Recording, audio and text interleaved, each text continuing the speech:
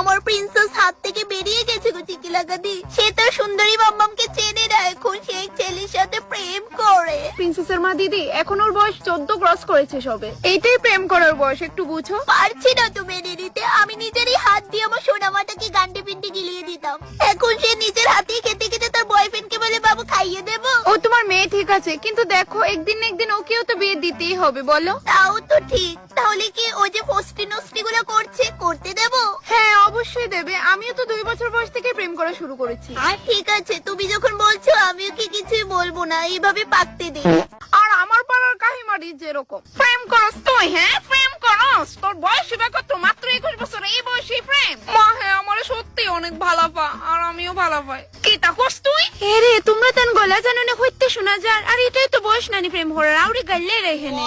তুমি তা কি তাকো কইতাছো জুতা দি, বিষয়টা বুঝতাছো নি তাই প্রেম করে? আরে মোনা কোন ফুয়াগুলো